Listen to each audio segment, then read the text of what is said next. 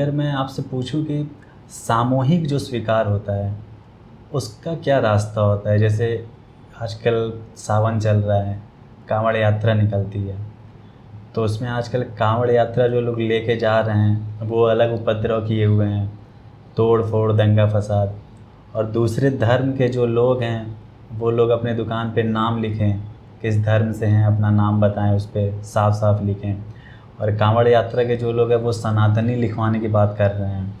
तो ये जो धर्म में आपस में है कि आप उनके स्थल पे नहीं जा सकते, हम उनके स्थल पे नहीं आ सकते, एक डिस्टेंस बनाए रखना है, तो सामूहिक स्वीकार का क्या रास्ता होगा? और ये उपद्रव का कारण क्या है? और सबसे बड़ी चीज़ लास्ट में ये पूछूंगा कि इसका निवारण क्या है?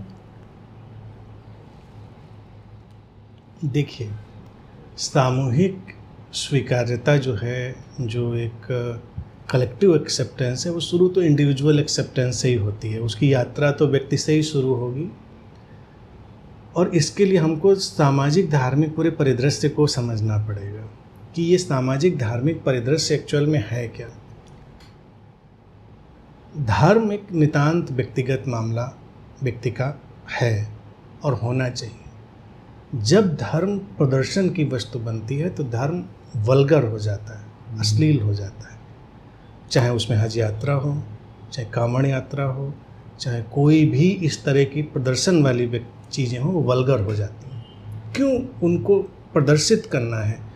प्रदर्शन तो हिंसा को जन्म देने की पूरी संभावना रखता है, क्योंकि प्रदर्शन में हम एक रंग में किसी धारा को रंगना चाहते हैं, तो जब एक रंग में रंगना चाहेंगे तो दूसरी धारा अपने को फिर दूसरे रंग में रंगना चाहेगी, दोनों टकराएंगी। ये धर्मों के मूल की तरफ जाकर ही जो संगठित धर्मों ने बनाया है, तभी समाधान निकलेगा। हम ऐसी चीज़ों को प्रोत्साहित करते ही क्यों हैं? हम उनको प्रश्रय देते ही क्यों हैं?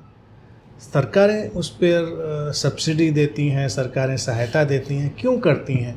कोई हज जाओ, काबा जाओ, काशी जाओ, कांवड़ जाओ, तुम्हारा व्यक्तिगत मसला है, इससे हमें क्या लेना देना? सरकार को, समाज को इससे क्या मतलब होना चाहिए? जाओ, चुपचाप निकल जाओ, अपने घर बैठो, साइकिल पे बैठो, बस पे बैठो, पानी लो अपने, निकल जाओ, चढ़ा के चले आओ, लेकिन तब मज़ा नहीं आएगा। समूह उत्पाद को जन्म देता है। भीड़ जो होती है ना, भीड़ मानसिकता को पैदा करती है।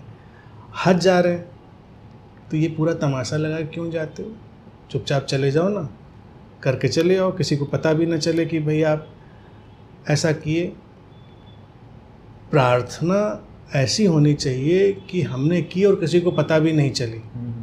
जैसे प्रेम हमको हुआ और किसी को पता भी नहीं चला, पता चला उसकी खुशबू से कि प्रेम पूर्ण हो गया व्यक्ति। लेकिन मंदिरों में लाउड स्पीकर लगा के भजन सुनाने हैं, मस्जिदों में लाउड स्पीकर लगा के वो जो भी चिल्लाते हैं वो चिल्लाना है उनको। ये शुरुआत ही तो परेशान करने से है, ये शुरुआत ही शांति से तो है नहीं, इसमें शांति कहीं नहीं है। हमारे कस्बे में जब मैं रहा करता था तो एक कोई सज्जन थे, वो एकाध रामायण का पाठ नहीं, वो कभी कभी जैसे मैराथन रामायण करवा देते थे। 15-20 दिन 21 दिन लाउड स्पीकर लगकर पूरे कस्बे में बड़े बड़े लाउड स्पीकर और मैराथन रामायण चल रही। भाई एक तो 2-3 दिन में या एक दिन में 2 दिन में ख़त्म हो जाती, जितने में भी ख़त्म होती होगी, लेकिन ख़त्म नहीं होती थी। एक ख़त्म हुई, फिर दूसरी शुरू, दूसरी ख़त्म हुई, तीसरी शुरू। वो शायद दिन बांध लेते थे कि हमको 21 दिन अखंड रामायण पाठ करना है। तो वह बड़ी धार्मिकता जागी है। अपने कमरे में सुनो, उसको पढ़ो।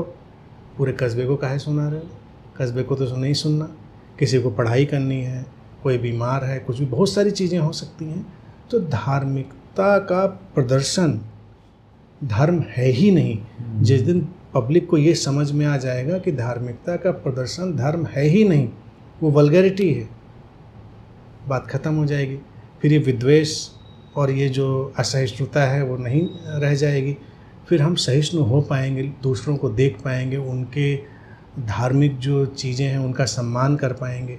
अगर एक व्यक्ति अपनी निजता में अपनी धार्मिकता को जी रहा है, उसका अनुपालन कर रहा है, तो हम भी प्यार से उसका सहयोग कर पाएंगे। लेकिन जब भीड़ के साथ कोई चलेगा तो भीड़ उपद्रव के साथ चलेगी, और उपद्रव को स्वीकार करना सामान्य व्यक्ति के लिए संभव नहीं होगा।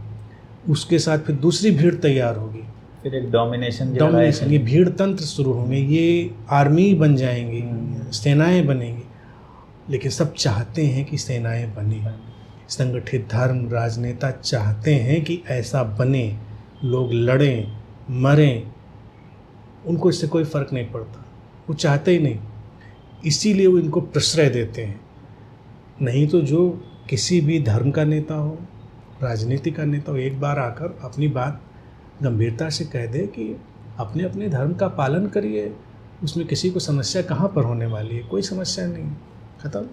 फिर देखा जाए बड़ा पीसफुली सब चल सकता सब पीसफुल चल जाएगा। लेकिन लोगों को तो आग लगानी है, क्योंकि उसी से उनके निहित स्वार्थ पूरे होंगे।